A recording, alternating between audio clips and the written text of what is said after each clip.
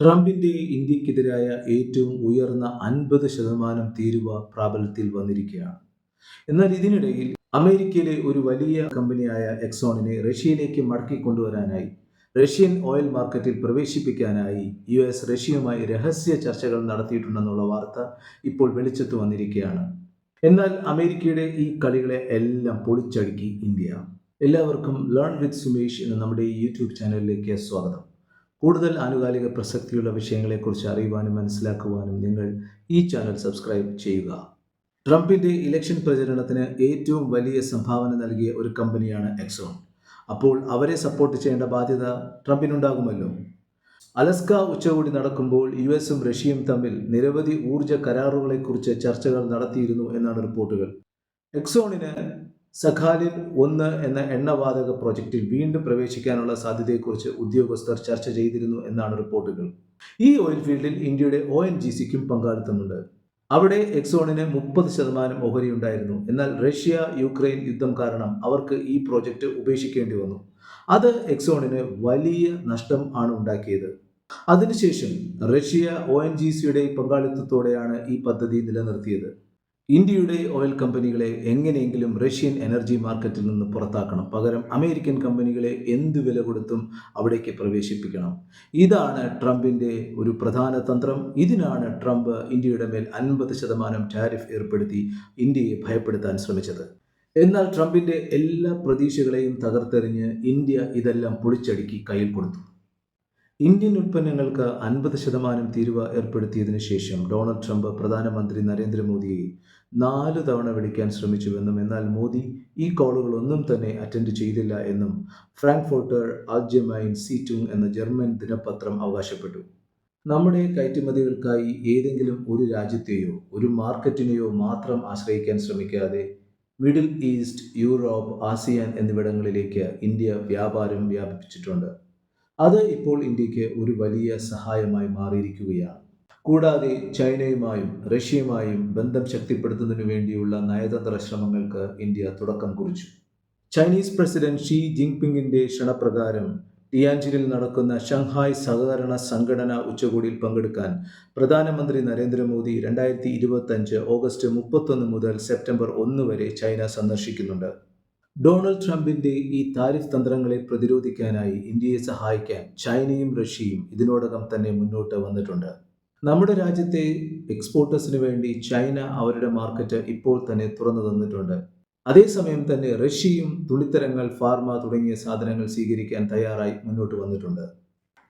താരിഫുകൾക്ക് മറുപടിയായി ഞങ്ങളുടെ വിപണി നിങ്ങൾക്കായി തുറന്നിരിക്കുന്നു എന്ന് പ്രഖ്യാപിച്ചുകൊണ്ടാണ് ചൈന മുന്നോട്ട് വന്നിരിക്കുന്നത്. ഇന്ത്യൻ എക്സ്പോർട്ട് വിപണിയിലെ വിടവുകൾ നികത്താൻ ചൈന ഇന്ത്യൻ കയറ്റുമതിക്കാരെ അവരുടെ വിപണികളിലേക്ക് ക്ഷണിച്ചിരിക്കുകയാണ്.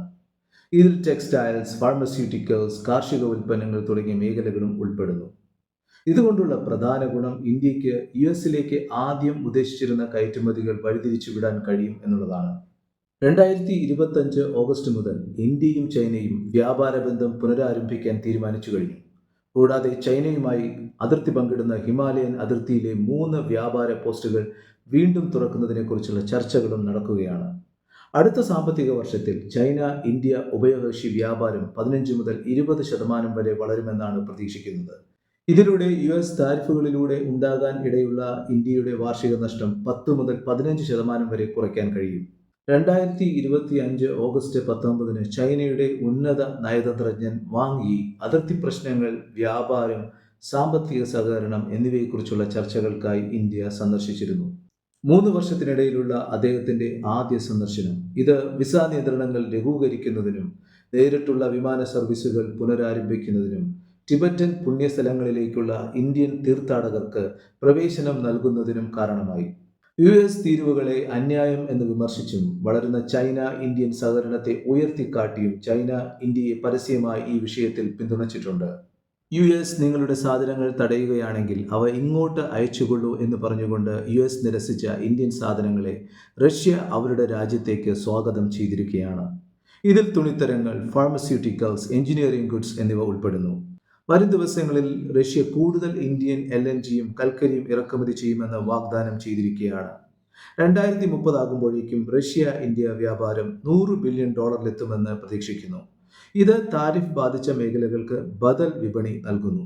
റഷ്യ ഇന്ത്യക്ക് നൽകുന്ന മറ്റൊരു വലിയ ഓഫർ US ഡോളറിന് പകരം പ്രാദേശിക കറൻസികളിൽ നൽകുന്ന എണ്ണയ്ക്ക് വലിയ കിഴിവുകൾ നൽകാൻ തയ്യാറാണ് എന്നതാണ്. ഇത് ആഗോള എണ്ണവിലയിലെ ആഘാതങ്ങളിൽ നിന്ന് ഇന്ത്യയെ സംരക്ഷിക്കുകയും നമ്മുടെ പണപ്പെരുപ്പം കുറയ്ക്കുകയും രൂപയെ ശക്തിപ്പെടുത്തുകയും ചെയ്യും. ഇന്ത്യക്ക് ചൈന, റഷ്യ, ബ്രസീൽ, ദക്ഷിണാഫ്രിക്ക എന്നീ രാജ്യങ്ങളുമായി രൂപയിലോ യുവാനിലോ റൂബിളിലോ വ്യാപാരം നടത്താൻ കഴിയുമെങ്കിൽ US ഉപരോധങ്ങളും തീരുവകളും മൂലമുണ്ടാകുന്ന ആഘാതം വളരെ അനായാസം പ്രതിരോധിക്കാൻ കഴിയും. ഇന്ത്യയോട് ബഹുമാനത്തോടെ സംസാരിക്കുക എന്നാണ് അമേരിക്കയിലെ ഒരു പ്രധാന പൊളിറ്റീഷ്യനായ നിക്കി ഹേലി ട്രംപിനോട് പറഞ്ഞത്. അമേരിക്കയിൽ ട്രംപിന്റെ ഈ നയങ്ങൾ പണപ്പെരുപ്പം വർദ്ധിക്കുന്നതിനും തൊഴിലവസരങ്ങൾ ഇല്ലാതാകുന്നതിനും അമേരിക്കൻ നികുതി വർദ്ധിക്കുന്നതിനും കാരണമായതുകൊണ്ട് തന്നെ പൊതുജനരോഷം ഇപ്പോൾ ട്രംപിന് എതിരാണ്. സാമ്പത്തിക വിദഗ്ധർ പറയുന്നത് US തകർച്ചയിലേക്കാണ് പോകുന്നത് എന്നാണ്. ട്രംപിന്റെ സഖ്യകക്ഷികൾ പോലും ട്രംപിന് മുന്നറിയിപ്പ് നൽകുന്നത് ഇന്ത്യയെ നഷ്ടപ്പെടുത്തുക എന്ന് വെച്ചാൽ എല്ലാം നഷ്ടപ്പെടുത്തുക എന്നാണ്. ട്രംപിന്റെ ഈ താരിഫ് യുദ്ധം ഇത് ഇന്ത്യയല്ല മറിച്ച് അമേരിക്കയാണ് കുഴിയിൽ ചാടിക്കാൻ പോകുന്നത് എന്നാണ് അവർ വിശ്വസിക്കുന്നത്. ട്രംപിന്റെ ഈ താരിഫുകൾ US ആഭ്യന്തര നിർമ്മാതാക്കളെ സഹായിക്കേണ്ടതായിരുന്നു. എന്നാൽ ഇത് അവരെ തകർക്കുകയാണ് ചെയ്തിരിക്കുന്നത്. എന്തുകൊണ്ട്? കാരണം US ഫാക്ടറികളിൽ അവർ ഒന്നും നിർമ്മിക്കുന്നില്ല. പകരം എല്ലാത്തിനും ഇന്ത്യ, ചൈന തുടങ്ങിയ രാജ്യങ്ങളിൽ നിന്ന് ഇറക്കുമതി ചെയ്യുന്ന കോമ്പണൻസുകളെയും റോ മെറ്റീരിയൽസുകളെയുമാണ് അവർ ആശ്രയിക്കുന്നത്. ഇത് അമേരിക്കയിലെ ആഭ്യന്തര ബിസിനസ്സുകളെ വളരെ പ്രതികൂലമായി ബാധിച്ചിരിക്കുകയാണ്. ട്രംപ് ശരിക്കും ഈ നാറിയ കളികളൊക്കെ കളിച്ചത് എങ്ങനെയെങ്കിലും ഇന്ത്യൻ ഓയിൽ കമ്പനികളെ റഷ്യയിൽ നിന്നും പുറത്താക്കി പകരം അവിടെ അമേരിക്കൻ ഓയിൽ കമ്പനികളെ റഷ്യൻ എനർജി മാർക്കറ്റിൽ പ്രതിഷ്ഠിക്കാനായിരുന്നു. അതിന് ട്രംപ് ഉപയോഗിച്ച ഒരു അടവായിരുന്നു ഇന്ത്യയുടെ മേൽ അടിച്ചേൽപ്പിച്ച ഈ 50% തീരുവ. പഴയ ഇന്ത്യയല്ല ഈ 2025 ഇന്ത്യ. ലോകത്തിലെ 5ാമത്തെ സമ്പദ് വ്യവസ്ഥ, ലോകത്തിലെ ഏറ്റവും വലിയ ജനാധിപത്യ രാജ്യം, അതിവേഗം വളർന്നുകൊണ്ടിരിക്കുന്ന ആർക്കും ഒഴിവാക്കാൻ കഴിയാത്ത ഒരു ആഗോള സൂപ്പർ പവർ, ലോകത്തിലെ ഏറ്റവും കൂടുതൽ ജനസംഖ്യയുള്ള രാജ്യം, ലോകത്തിലെ ഏറ്റവും വലിയ മാർക്കറ്റ്. അതുകൊണ്ട് തന്നെ ഇന്ത്യ ഈ യുദ്ധത്തിൽ ആർക്കും കീഴടങ്ങാതെ തല ഉയർത്തി തന്നെ നിൽക്കും, ഒരു രാജാവിനെ പോലെ.